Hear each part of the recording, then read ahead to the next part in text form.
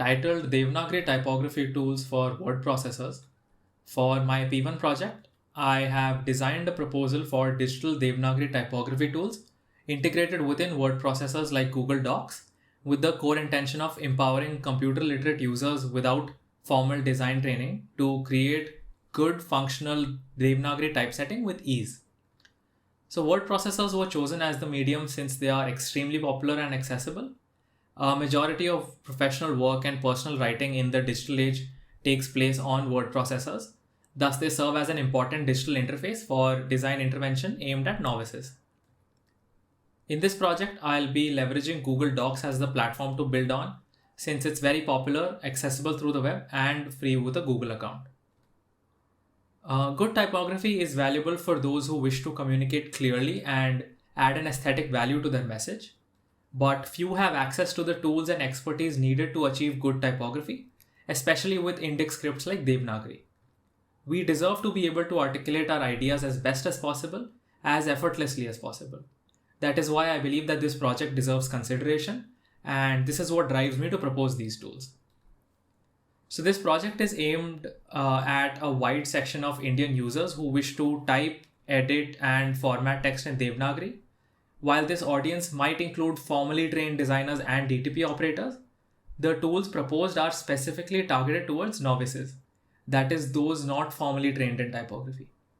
Since the term novice in itself might be a bit misdirected for our purpose, we will consider the term writers for our target audience instead, with writers being used in the broadest sense of the word, referring to people who rely on presenting ideas and information articulately for their livelihood or personal purposes, essentially referring to most urban working professionals in India. So I established three objectives for this project. The first was to study, explore, and come up with typographic treatments uniquely suited to Devanagari based on the script's rich heritage. The second was to use these typographic treatments and make them accessible to novices. Again, that is people who aren't formally trained in typography. And all this with the final objective of sensitizing people to good typography. There were three aspects to my research. Content analysis, referring to identifying some of the unique typographic treatments of Devanagari that can be leveraged for modern use. Then identifying adjectives, which is identifying the qualitative terms people use to describe their visual preferences. And then the type character analysis, which is documenting the visual character or perceived appearance of open source typefaces for further use and categorization. So in content analysis, I analyzed content from a variety of sources and came across interesting features like double line grids for Devanagari, a mix of Arabic and Devanagari numerals, Shirorekha based typography, optical alignments in multilingual documents, the special Devanagari abbreviation symbol and the use of conjuncts, and Devanagari focused formatting like hanging drop caps. While identifying adjectives, I formulated a variety of adjectives from commonly used font classifications. These adjectives were then sorted into categories of style and tone. This more accurately represented appearance than just using a single adjective.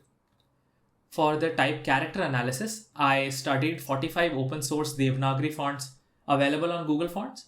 I did a variety of style tests and narrowed down to 26 well-designed fonts based on my judgment of their design consistency, evenness of texture, and spacing. The fonts were then tagged with the formulated adjectives, and the labels were validated via an online survey on font character. Coming to the proposed design, I identified a large set of features suitable to Devanagari, like the double-line Shirorekha grid system, Shirorekha based dotted fill in the blanks which don't obstruct rukars or other matras, Shirorekha ellipses that flow better in literature books, multilingual alignments for visual balance across the document, language and design alternatives for contextual usage, hanging drop caps instead of resting on the baseline, Shirorekha highlight instead of using underline which obstructs matras, a squiggly strike through so that it doesn't blend into the horizontal strokes of the script, an abbreviations toggle to make use of the special Devanagari abbreviation symbol, Shirorekha stuttering as an alternative to using periods in long transliterated abbreviations, and finally Arabic Devanagari numerals toggle for easy reading within professional documents. Coming to the information flow, So the flow starts with identifying language, then understanding the intention or context of the author, and then understanding the desired typographic treatment using the appearance section. These choices further inform the rest of the document formatting and layout choices. Coming to the scenarios, so Devanagari using writers is of course a massive group of people to target. And within those, I've looked at a very specific category of working professionals, starting with a school teacher trying to set a test paper, a housing society chairman or secretary creating a notice, a parent creating a birthday card, writing an expressive letter to a partner, a student writing a project report, and anyone writing an essay or an article. So these 6 scenarios represent a wide variety of features and options that would help a significant portion of the Devanagari using individuals who aren't formally trained in typography. For example, the design tools my proposal offers to teachers to set a paper can also be used by bank staff for creating forms, since they share features like Shurarekha based fill in the blanks and so on. So we will consider 2 scenarios for this presentation. First, we'll consider a scenario of a school teacher setting the paper for an upcoming Hindi exam.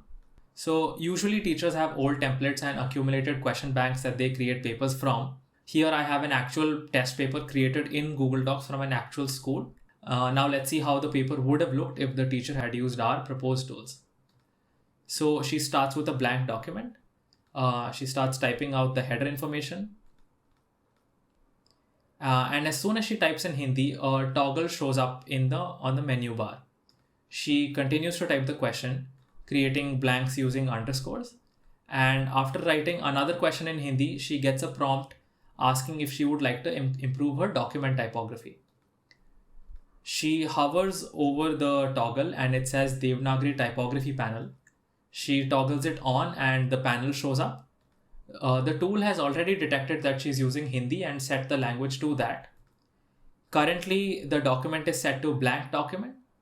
She would like to change it to something more suitable. She selects form/text, and now she's offered 2 layout choices, with single column portrait being recommended in the golden color. After selecting the format, she moves on to the appearance section.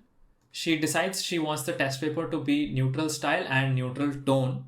As soon as the appearance section is selected, she is taken to a new page with a template of a question paper, including the header, a section for guidelines, and a sample question.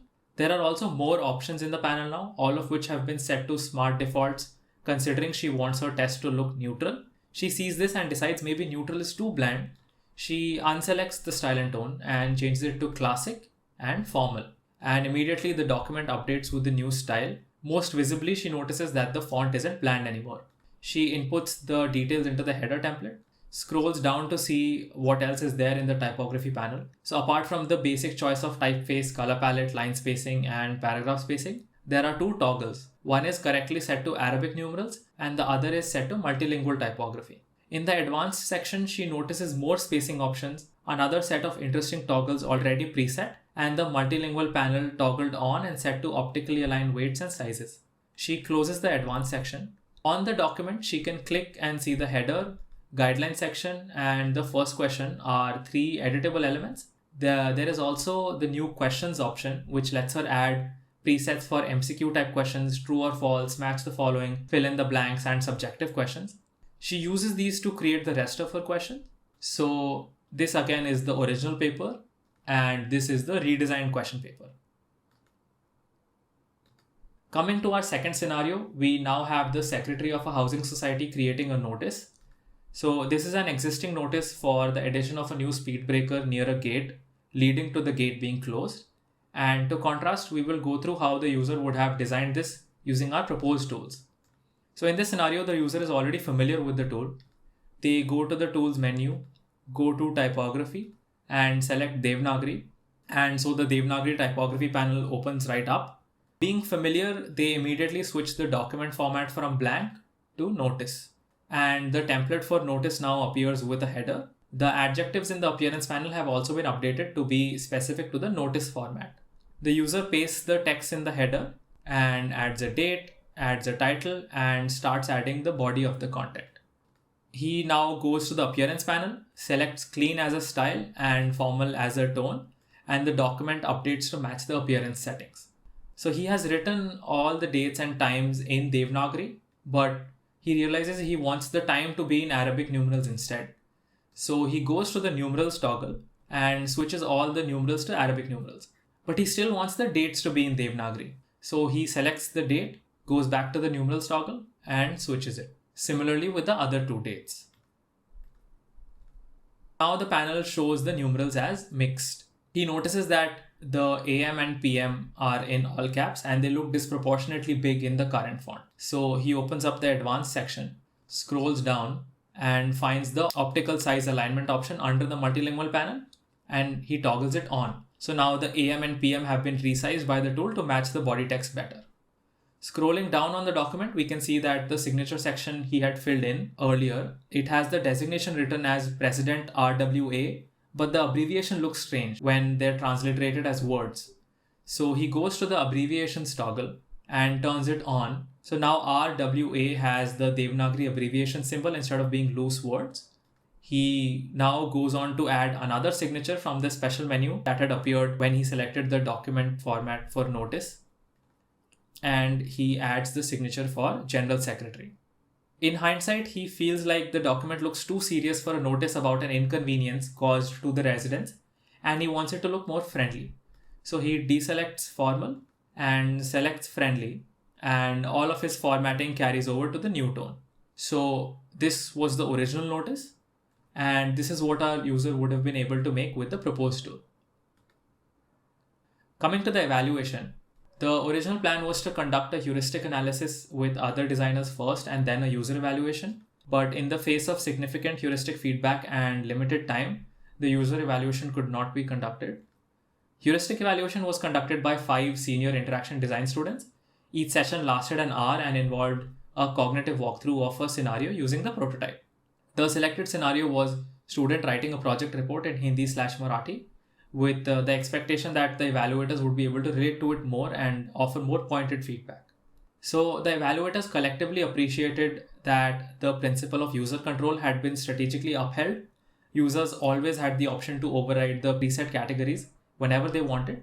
And they also appreciated that the breakdown of appearance options and the advanced options was user-friendly and limited cognitive load severely. And they also liked the fact that the implementation of smart defaults and contextual detection was highly effective. They suggested some improvements as well. So there was a recommendation to employ clear onboarding since this tool is aimed at novices. There was a suggestion for more previews and to have most options visually illustrated within the tool panel itself. This would simplify the tool further by allowing for visual cues. There were also suggestions for interface and copy improvements, such as instead of blank document, the copy should read plain text. The appearance panel should be set to neutral by default instead of nothing. And that Shirorekha might not be a widely accessible term, so I should consider using headline instead. So some discussion. With regards to the objectives fulfilled, I believe that I was able to address each of the 3 goals I had set out to accomplish. Conceptualizing unique features suitable to Devanagari, making good typography accessible to novices through simple adjectives which determine a variety of smart defaults, and sensitizing novices to good typography by keeping the typographic choice transparent to the users with the intention of slowly building associations between abstract aspects of appearance and more tangible aspects of typography. How is this project different? Based on my background study, there have been few successful attempts at making good typography more accessible to novices. DTP software like Srilipi and Akriti hardly see the level of use that word processors do from novice users. And while drag and drop software like Canva have seen a lot of use in the past few years, they lack the tools to create anything in the realm of Devanagari typography, especially for professional use.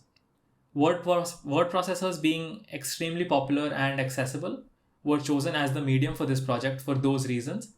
And at the time of this proposal, no tools existed to aid in the use of Devanagari typography within word processors.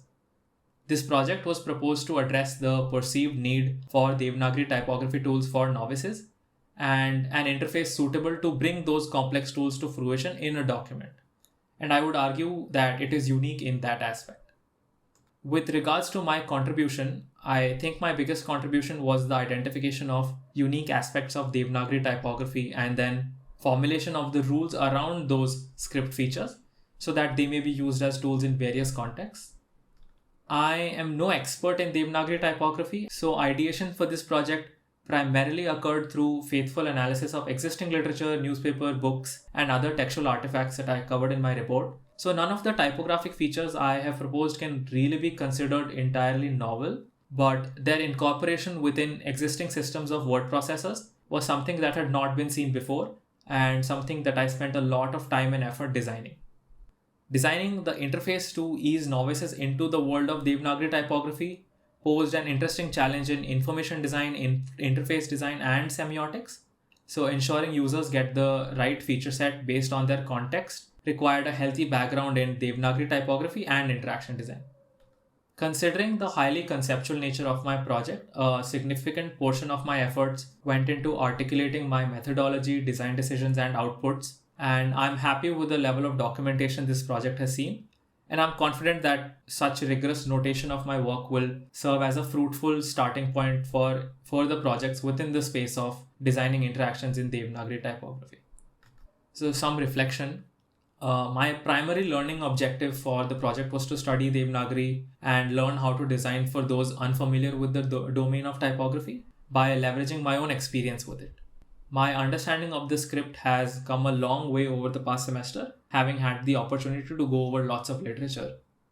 Getting to see the domain from the perspective of those unfamiliar or uninterested with typography helped me engage with the domain with a fresh outlook, and I got a chance to analyze aspects of typography that I had taken for granted with experience. So instead of just operating by tuition, now that I was expected to design for novices, I had to articulate the process of typesetting with clarity. And this pedagogical learning by teaching approach helped me identify my own preferences and biases better. With regards to limitations, the user studies and evaluation haven't been conducted as thoroughly as they could have been, mostly due to the project being quite conceptual and the difficulties of recruiting Devanagari Google Docs users between the limited window of the ethics approval and the end of the project tenure. Secondly, while nobody's really pointed this out yet, but the premise of the project could be considered condescending. So one can argue that I have oversimplified the tool and offset too much work to the pre-designed sensibilities of an anonymous designer, and this limitation ties into my modest user studies. In hindsight, I could have alleviated this concern entirely by conducting more rigorous user studies, but unfortunately it couldn't happen with the limited scope of this project. So having been aware of the potentially condescending premise, one of the priorities set was to avoid over-templatization and actually help sensitize users, so that over multiple uses they may absorb some of the principles reflected in the tool and then enhance their own sensibilities when it comes to typography.